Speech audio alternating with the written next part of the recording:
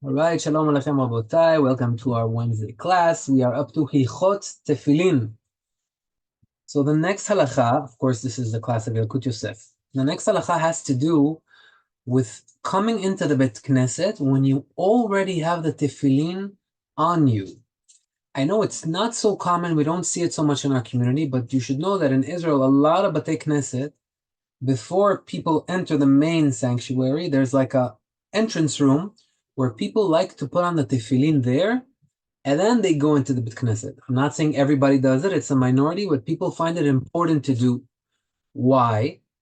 So we all know that to be one of the 10 people that start the minyan is a very high level, because you're one of the main people that turned it into a minyan. So a very high reward. Always try to be asara rishonim, it's called, from the 10 people that joined the minyan.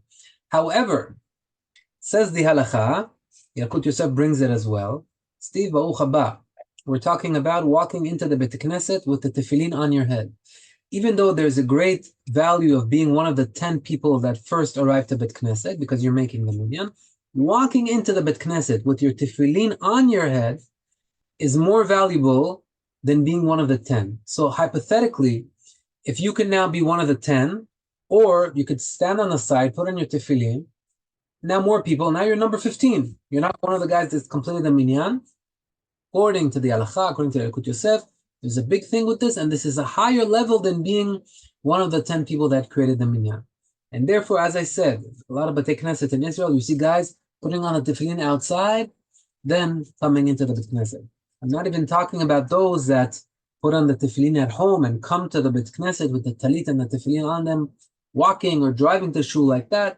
That depends where you are. It's a good thing to do, but also you can't be too much in people's faces. It's something not so standard. So you have to be in the right environment for that. But this, putting on your tefillin and then walking in with the tefillin on your head, it's a big value, it's a big malah. If you ever have time to do that, if it's convenient, it's worth it to do that. Now, what happens if someone is going to a late minyan? For example, there's a 9:30 minyan on Shabbat. I know that when they get to Kiryat Shema, Baruch haba, Uncle Mike, Baruch haba, Igal, when they get to Kiryat Shema in that minyan, it's going to be 10 o'clock.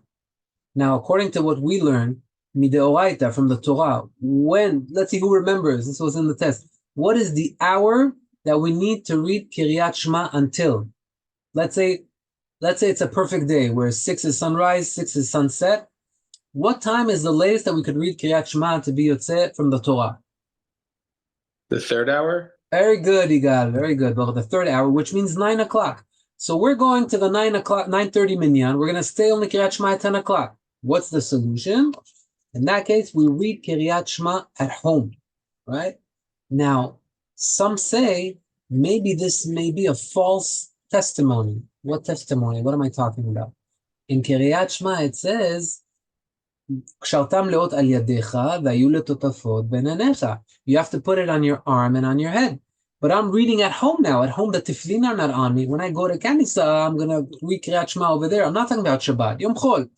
Let's say it's a Sunday and people go to 9:30 minyan. Baruch haba Yona. Baruch haba Giacomo. So if I'm going to go to that minyan, so now I'm putting the tefillin on. I'm not putting on the tefillin at home. I'm just reading Shema. But maybe it's a false testimony. I'm saying I have to have tefillin on my arm and on my head, and they're not on me. The only time they're going to be on me is when I'm going to read Shema in Bet Knesset, which is already after the time. So I'm not saving it for that. So I'm reading it here.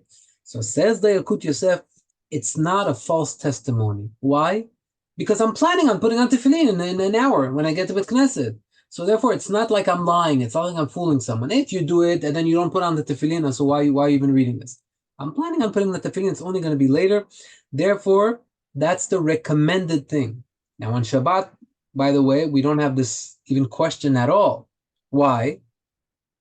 Because we don't have to put on tefillin. So it's not even a false testimony, even if I, wouldn't be putting on tefillin. We're not putting it on anyway, but right? I don't have to put it on later. So on Shabbat, no questions asked. You should, if you're going to a minyan, that when they read Shema, it's going to be after the third hour, then you should definitely read Kriyat Shema before. As I said many times, Rav Ben Chaim, he has an 8:30 shiur before Shacharit every Shabbat.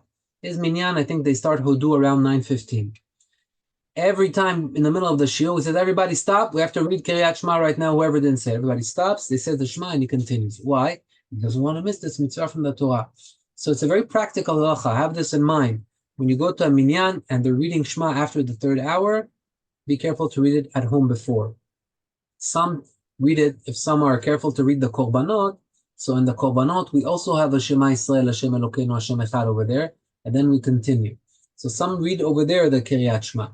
Whatever you choose to do, do. Of course, ideally, in a perfect world, we would want to read the Kiryat Shema in the order of the Tefillah, which means to go to an early enough minyan that when they read Kiryat Shema, it's in the right hour. It hasn't passed the third hour.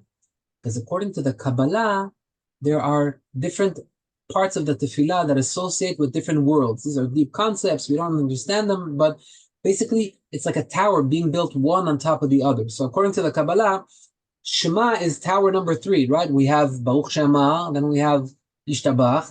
Every time there's a Kaddish, you go up a floor. So we right before Hodu, or some communities say right before Baruch Shema, if let's say there's still not 10 people, both are fine.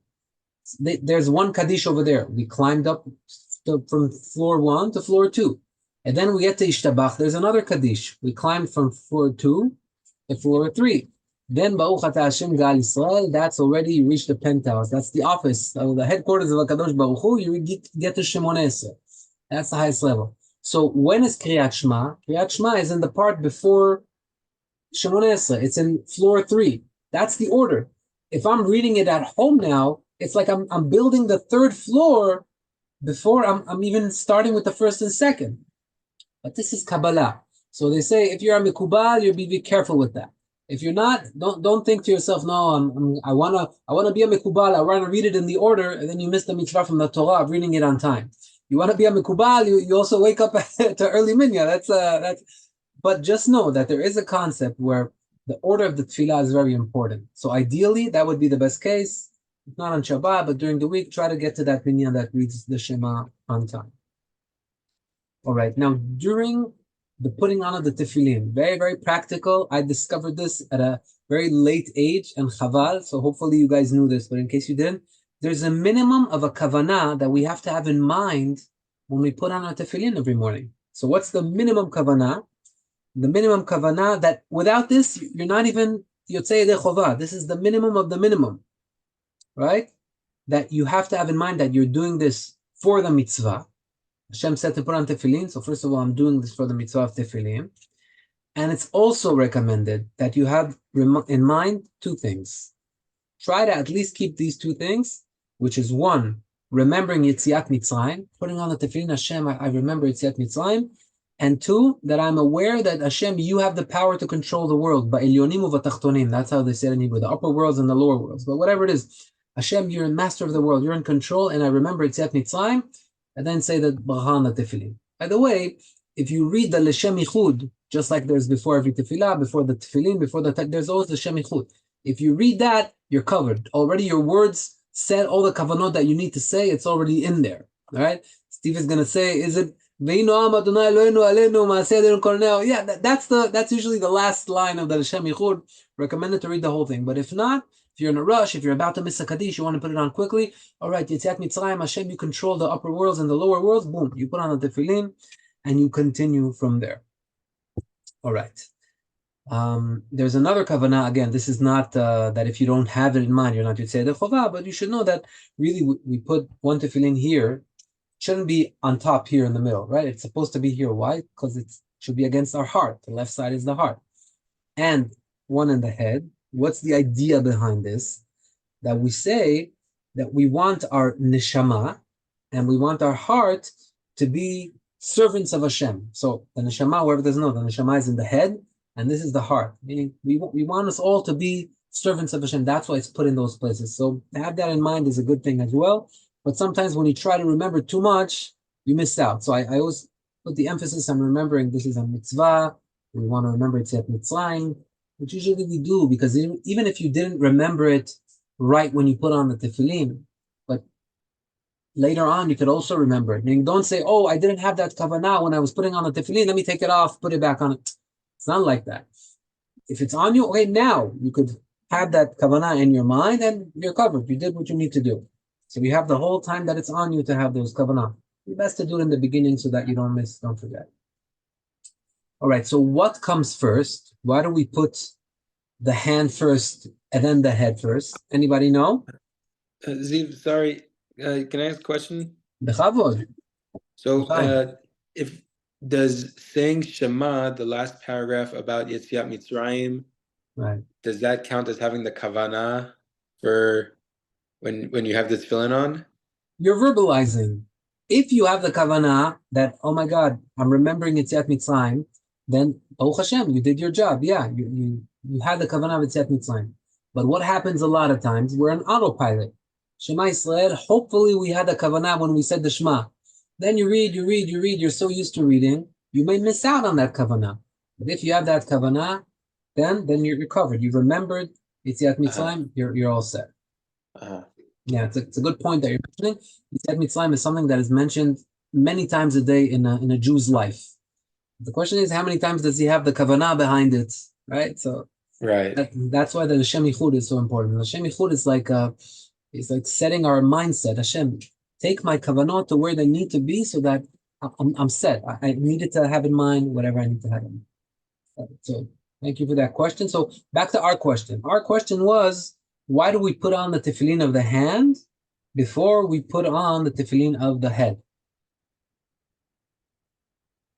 So the answer is the tefillin of the head are a higher value. And we learned this thing called ma'alim b'kodesh, ma'alim b'mitzvot.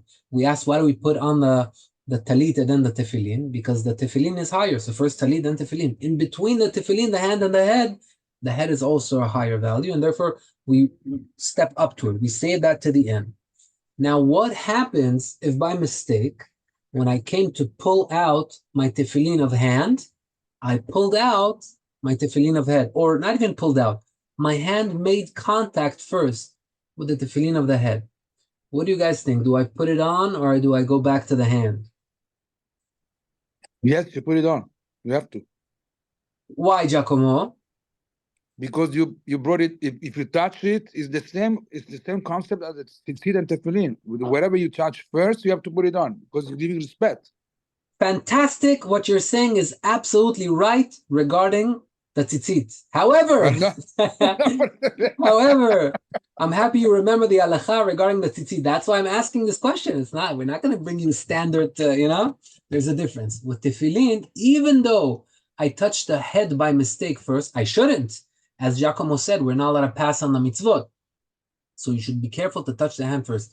But why over here, if I did touch the head first, I still have to be over on the mitzvot, I have to miss out, and I have to go first to the hand? Because the answer is there's an expressed pasuk that says clearly, "Va'aleot al yadecha ultotafot ben enecha." The pasuk has an order. First the hand and then the head. Since we have a pasuk that states that the order is always hand and head, therefore with the tefillin, even if we mess up, we go back to the hand and then we put on the head. It's not a good thing because we were over on the mitzvot, like Giacomo said regarding the talit. If I take out the tefillin before the talit, since I don't have a pasuk, I have to be over on the mitzvot. It's not a good thing. So again, we spoke about putting the talit on top and the tefillin on the bottom so that we don't mess up the order.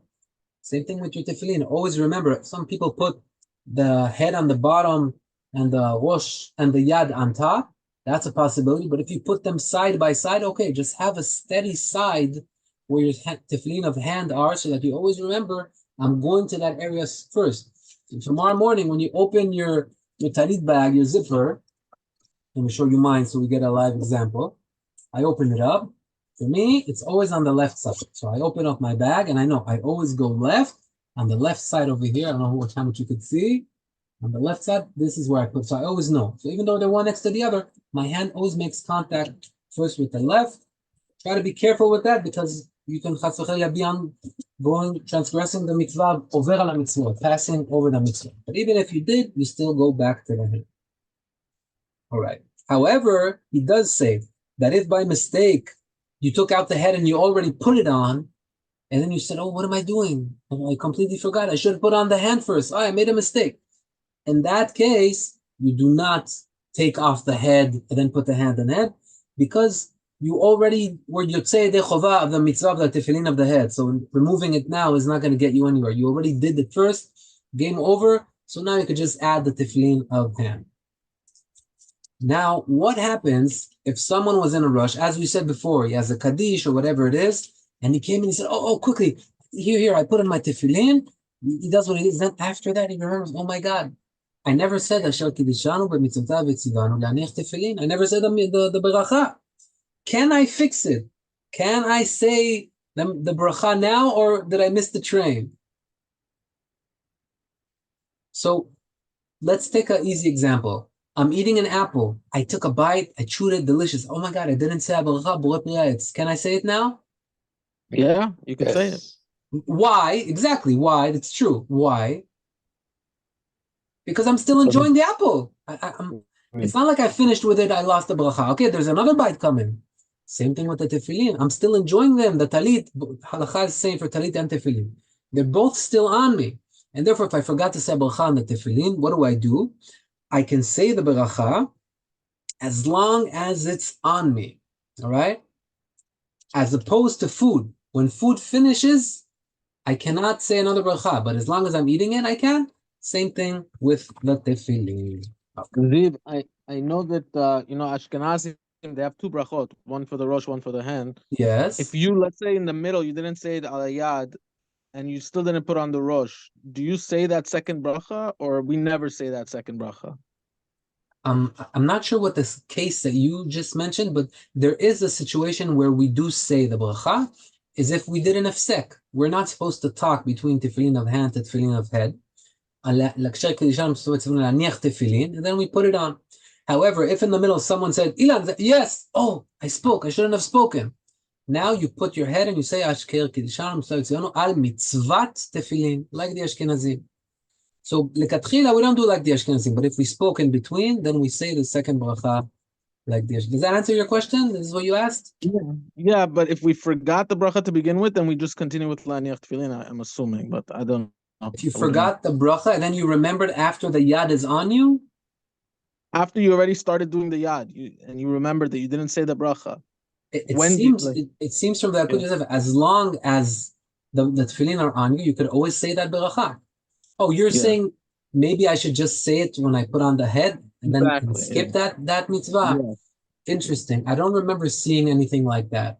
To me, I always understood that, this is our mitzvah. The only way you can say the bracha of the rosh is if you did a hefsek, if you did a stop in between.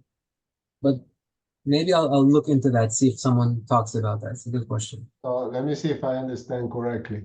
I put my tzitzin on, I put my tefillin on, and I'm praying. I got all the way to Shmoneh Esrei. Before Shmoneh Esrei, I go, oh my God, I forgot to say laniach tefillin. I can say it? Is that true also for tzitzit? For the tef tzitzit? Same thing. As long as it's on me still, I can still say it. Yeah, so what would be good is to kind of, some say to kind of like move it off you so that you have that, you have that pleasure of putting it on. So you could put the tefillin off from its space for a second and then put it back on or something like that. But the dry halacha is, since I'm still enjoying it, I can say the beracha on it, just like a fruit. All right. Now, there's an Ashkenazi sitting next to me, and he's putting on the tefillin shel rosh. Am I supposed to answer amen to his beracha? Because the Sfaradim hold that we do not say two brachot. We just mentioned that. Unless we did a hefsek, we don't say two berachot. Hefsek, if anyone doesn't understand, it means a stop. Like I stopped the order, I said a word in between. You're not supposed to talk in the middle. Some say even an action that doesn't have to do with the mitzvah is also an hefsek. For example, if I go like this, and I want to give somebody the mouse, I didn't say anything, right? Some say, according to a certain Rashi, even an action would be an hefsek. Halacha is not like that, meaning if I did an action that doesn't have to do with the tefillin without talking, I don't consider that a hefsek, so that I don't say a beracha on the tefillin shel rosh. Just know it exists. So the question now is, I'm sitting next to Ashkenazi, and he's saying a bracha al mitzvah tefillin. Do I answer amen or no? Yes. No. No. Machloket. Wow. All right. I We would have a say yes. machloket. This is a shulchan of chachamim, a table of chachamim.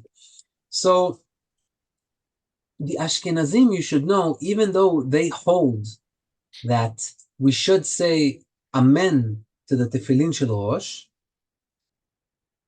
however, even amongst the Ashkenazim, there are opinions that this would be a amen yetoma. Amen yetoma means an amen that doesn't have, it's like an orphan amen, which means he doesn't have anything to say it on. In other words, Ashkenazim, even though the halacha is that they say a second bracha, but not everybody agrees on that. So since there are opinions, even amongst the Ashkenazim that don't agree on that, for the Sephardi, definitely we do not say amen. By the way, the halacha calls it, Yalkut Yosef calls it, shev ve'al ta'aseh adif. Sit down and don't do anything. It's better than saying amen that maybe this amen is an orphan amen. Saying amen that's an orphan amen is a problem. Someone is saying a beracha that he doesn't need to say. Right? He took a bite, he said borei pri ha'etz. Now he says, let me say another beracha. I love this apple. Borei pri ha'etz. I answer amen. That amen is not a kosher amen. You don't say amen. The bracha wasn't right.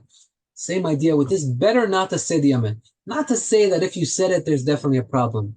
But we don't want to risk any. We'll get into this concept when we get to Birkot HaShachar. There's a big concept of safek berachot le'akel. We've spoke about this before. Whenever you have a doubt, don't go there. So same thing over here. We have a doubt if that amen is needed or not. We don't go there. By the way, Yalkut Yosef also says the same thing when it comes to Hallel. The Ashkenazim on Rosh Chodesh say the beracha on Hallel. They say the beracha. Sfaradim, we do not say beracha. Now, what happens a lot, at least for me, when I'm in Israel, I have maybe 80 minyanim every morning here in Ra'anana. Sometimes I pray with them. Honestly, most of the times I pray with the Ashkenazim. So when I pray the Ashkenazim, they get to the Hallel. They say, Asher kedishanu b'mitzvotav v'tzivanu likro et Hallel. I have a yetzer hara to say amen. Every time I have to remember to stop myself because there are opinions that this is amen yetoma. Shev ve'al ta'aseh adif. Better to sit back and not say the amen. For the Hallel as well as for the amen on the mitzvah tefillin, the bracha that is called al mitzvah tefillin for the Ashkenazim. But Ziv, if you're putting your tefillin on your arm, and then you start talking, then you say al mitzvah tefillin, you put on your head. You're not supposed to say amen to that? No, good question. Huh? Everybody agrees that if you spoke between hand to head, you need to That's say the kosher. beracha. Oh, okay. And therefore, I would answer amen. But if I'm praying in Ashkenazi minyan, and the guy is sitting next to me putting on his tefillin, he didn't do hefsek.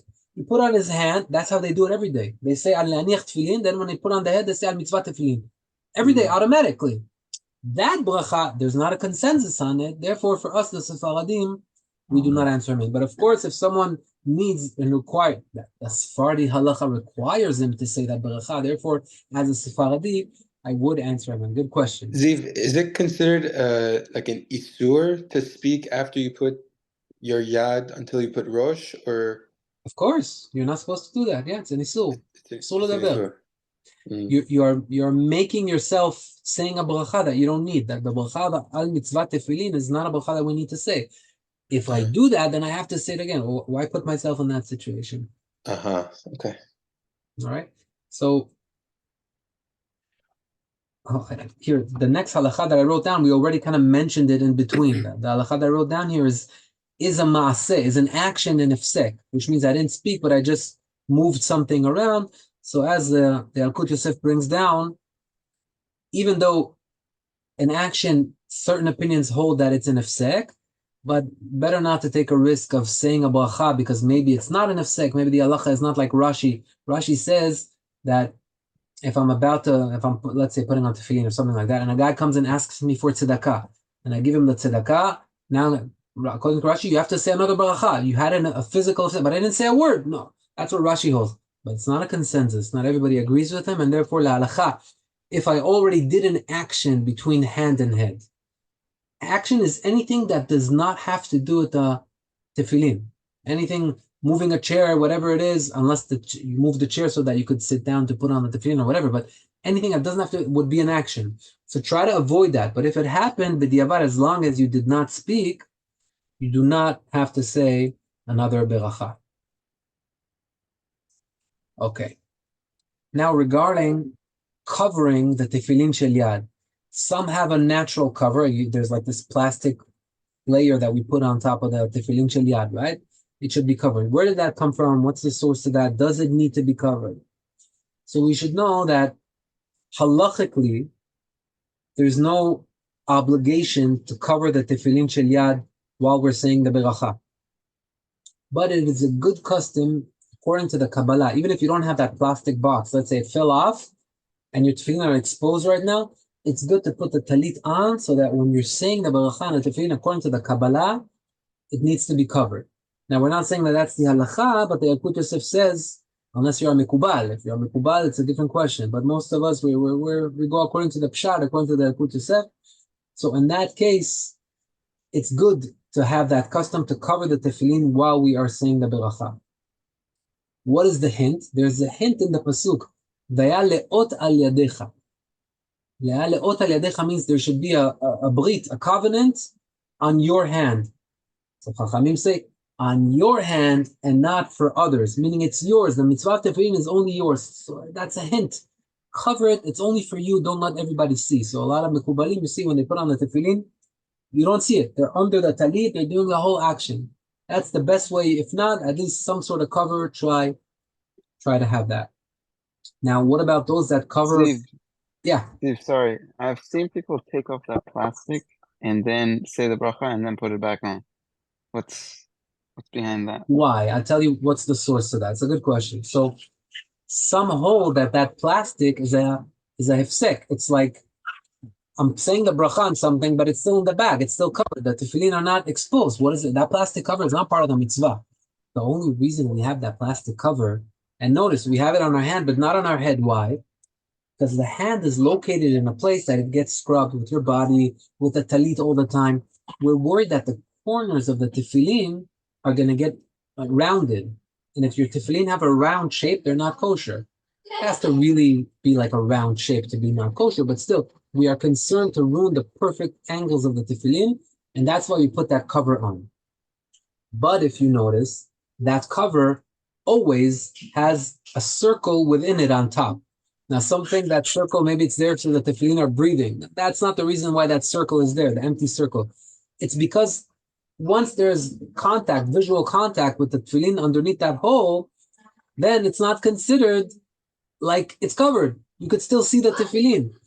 And therefore, you do not need to remove that plastic to say the beracha. If someone does that, maybe he has I don't know, the older plastics, maybe they did cover it completely. I'm not aware of that. I don't know.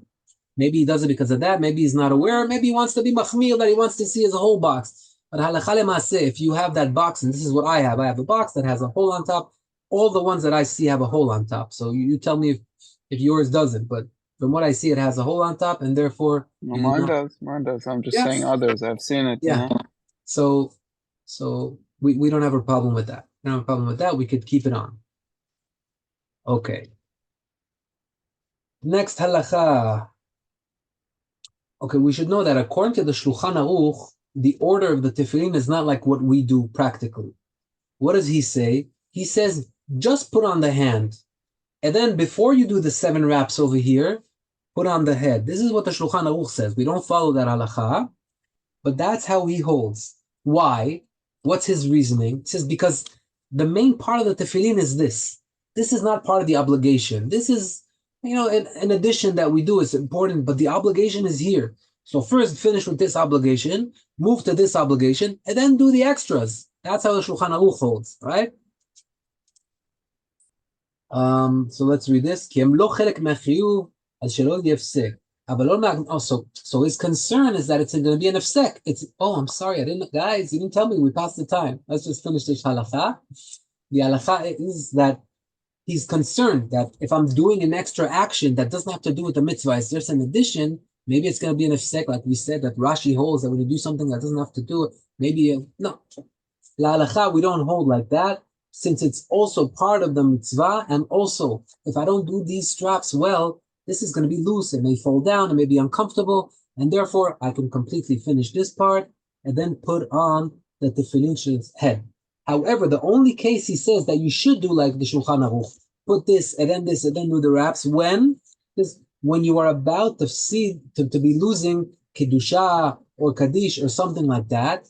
If you finish all the wraps, so you're allowed to put this quickly and then put this. Now you did your part. Answer kedusha, answer kaddish. You already finished with the mitzvah tefillin, and then come and finish these. But practically, I don't know if these few seconds ever cause you to miss that. If you're already so close to missing that, wait, hear it, and then sit down, put on your tefillin in the proper way. All right, we'll stand over here, gentlemen. Baruch, wonderful class today, wonderful questions. Just wanted to mention, we ordered the tzitzit. We spoke to Rabbi Ryan. Whoever ordered so far, it's in the bank. Before the order comes out, if anybody else wants a tzitzit specialized for his size, let me know in the next few days, and we'll add it to the order. Thank you, Ziv. Thank you. Right, Thank you. Shabbat Thank you. Shabbat shalom. Shalom. Bye. Right.